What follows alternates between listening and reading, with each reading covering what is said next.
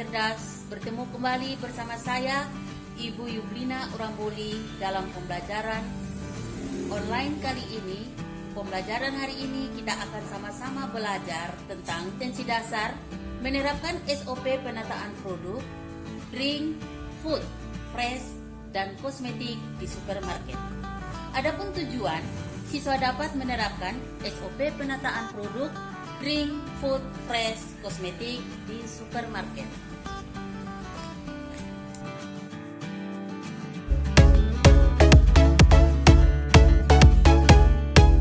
Display atau penataan produk merupakan kegiatan dari suatu perusahaan untuk memajangkan barang dagang baik dalam ruangan maupun di luar ruangan untuk dapat mempengaruhi calon konsumen secara langsung maupun tidak langsung terhadap barang yang akan dijual.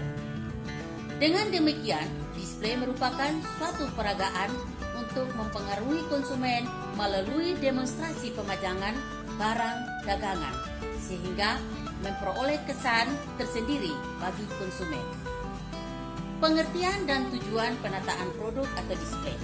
Pengertian penataan produk adalah suatu cara penataan produk, terutama produk barang yang diterapkan oleh perusahaan tertentu dengan tujuan untuk menarik minat konsumen. Tujuan penataan produk adalah A. Attention interest customer dan interest konsumen. Artinya, menarik perhatian pembeli yang dilakukan dengan cara menggunakan warna-warni, lampu, dan sebagainya. B. Desire and accent customer. Desire and accent customer artinya menimbulkan keinginan untuk memiliki barang-barang yang dipamerkan di toko setelah pelanggan masuk ke dalam toko, kemudian melakukan pembelian. Yang ketiga, bagian-bagian display. Adapun bagian-bagian display itu terdiri dari A. Window display. Window display adalah pemajangan barang dagangan di etalase atau di jendela kegiatan usaha. Adapun tujuan daripada display adalah untuk menarik minat konsumen, menjaga barang dagang, sedangkan fungsi daripada window display sebagai berikut. 1. Untuk menarik perhatian konsumen sehingga mereka membeli barang-barang yang dijual di toko tersebut.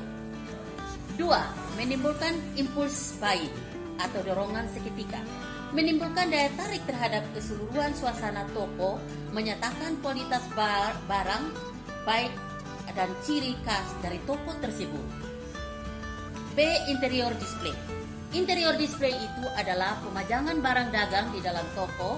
Interior display terdiri dari 1. Merchandise display, yaitu menempatkan barang dagangan di dalam toko yang dapat dibagi menjadi 3 bagian, yaitu 1. Open interior display adalah penataan barang dagangan di dalam kegiatan usaha di mana barang diletakkan secara terbuka sehingga konsumen dapat melihat dan mengamati tanpa dibantu oleh petugas pramuniaga. 2. Close interior display adalah penataan barang dagangan dalam kegiatan usaha di mana barang yang diletakkan di tempat tertentu sehingga konsumen dapat mengamatinya saja. Yang kedua, architectural display, yaitu menata gambar yang menunjukkan gambaran mengenai penggunaan barang yang diperdagangkan.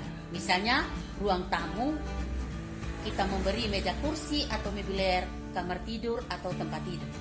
Yang ketiga, store design and decoration merupakan simbol atau tanda poster, lambang, semboyan yang diletakkan di atas meja atau digantung di dalam ruangan toko. Yang keempat adalah dealer display, merupakan simbol petunjuk mengenai penggunaan barang yang dibuat oleh produsen. Simbol-simbol tersebut seakan-akan memberikan peringatan kepada pramuniaga agar tidak memberikan informasi yang salah sesuai atau informasi yang tidak benar. C. Exterior display, yaitu pemajangan barang dagang di tempat tertentu di luar kegiatan usaha yang biasanya digunakan. Adapun fungsi dari exterior display adalah memperkenalkan produk dengan cepat dan ekonomis, membantu mengkoordinasi advertising kepada masyarakat seperti pada waktu hari raya, ulang tahun, dan sebagainya, serta mendistribusikan barang dari konsumen dengan cepat. Yang D adalah sulari display, yaitu menempatkan barang dagangan di bagian departemen store sebagai daya tarik bagi konsumen setelah masuk ke dalam toko. Misalnya, toko pakaian menggunakan alat boneka yang disebut dengan mini queen. Syarat-syarat daripada penataan produk. 1.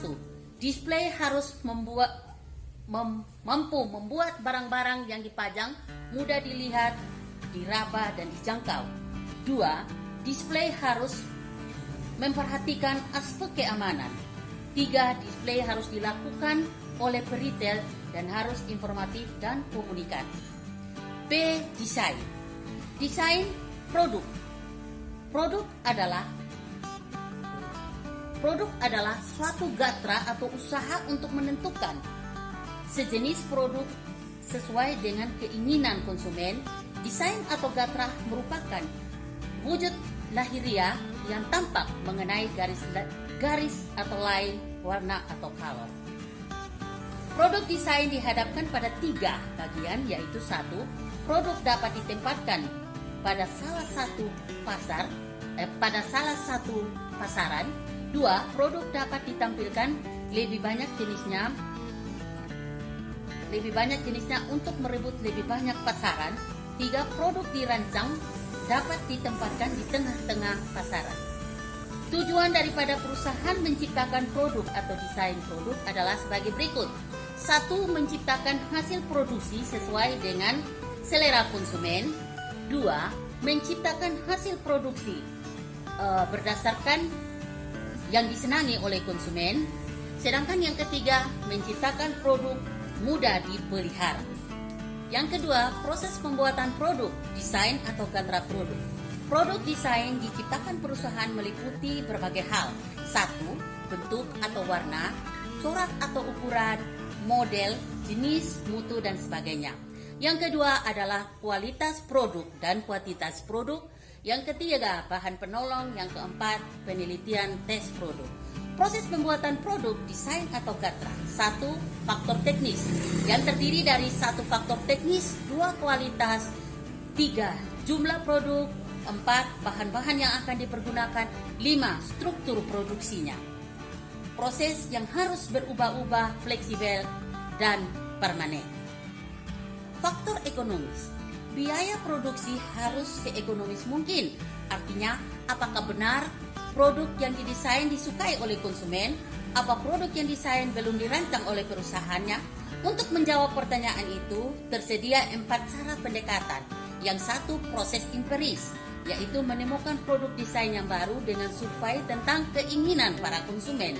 2. Proses intuisi, tujuan menemukan produk desain baru dengan mengandalkan firasat, filsafat pribadi tanpa adanya survei.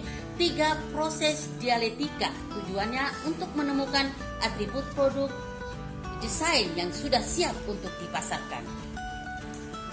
Tata urutan kebutuhan, yaitu ukuran kebutuhan pasaran produk desain baru yang sudah disiapkan. Kelompok barang berdasarkan kepuasan dan kesejahteraan konsumen dalam jangka panjang.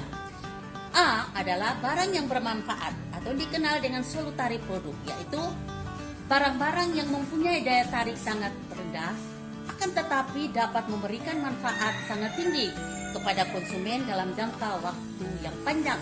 Contoh, deterjen dengan filsafat rendah. Yang kedua, barang yang kurang sempurna atau deficient product, yaitu barang yang tidak mempunyai daya tarik tinggi akan tetapi tetap mempunyai manfaat dan faedah untuk konsumen. Contoh, obat-obatan yang mempunyai rasa pahit. C adalah barang-barang yang sifatnya menyenangkan atau yang dikenal dengan pleasing product. Ya, barang-barang yang dapat memberikan kepuasan kepada konsumen akan tetapi dapat berakibat buruk bagi pemakai. Contoh, merokok, miras, dan sebagainya. Barang-barang sangat diperlukan disebut dengan desirable product, yaitu barang yang memberikan kepuasan dengan segera dan dapat bermanfaat bagi kehidupan manusia. Contoh, barang yang diperlukan secara terus-menerus. Contoh, makan minum yang bergizi. Yang keempat, elemen desain toko, Ada 5 elemen di dalam desain ruang toko atau retail, yaitu 1. Display diharapkan dapat memicukan emosional tertentu dalam sekilas pandang. 2. Signage, hal ini terkait dengan tampilan gambar, logo, warna atau tulisan pencahayaan. Yang ketiga, graphics, tujuan agar suatu brand dapat mudah dan cepat diingat. Yang keempat, point of sale adalah identifikasi pasar siap dan bagaimana konsumen itu yang sebenarnya. Yang kelima, merchandising, yaitu mengelola barang dagangan, keputusan retailer untuk mencapai barang tertentu, unik khusus atau bahkan barang umum di dalam tokonya. Macam-macam barang dan karakteristiknya menurut pendapat para ahli. 1. William J. Stanton, barang adalah sekumpulan atribut yang nyata maupun tidak nyata. Di dalamnya sudah tercakup nama, harga, kemasan, prestise pabrik, prestise pengecer, pelayanan dari pabrik, serta pengecer yang mungkin dapat diterima oleh pembeli sebagai sesuatu yang bisa memuaskan keinginan konsumen. Menurut Phil Kotler, produk adalah setiap apa saja yang ditawarkan di pasar untuk mendapatkan perhatian, permintaan, ataupun konsumsi yang dapat memenuhi keinginan dan kebutuhan, meliputi benda fisik, jasa, tempat, organisasi, dan gagasan. Berdasarkan definisi tersebut, dapat diketahui bahwa gagasan pokok dari definisi tersebut sekedar atribut karena berada di sasarannya. Mereka membayar untuk sesuatu yang dapat memuaskan kebutuhan dan keinginan mereka. Nah, siswa-siswi cergas, demikianlah pembelajaran online hari ini. Untuk tugas mandiri dapat siswa lihat di video pembelajaran berikutnya. Selamat belajar, sampai jumpa pada pembelajaran online berikutnya. Terima kasih.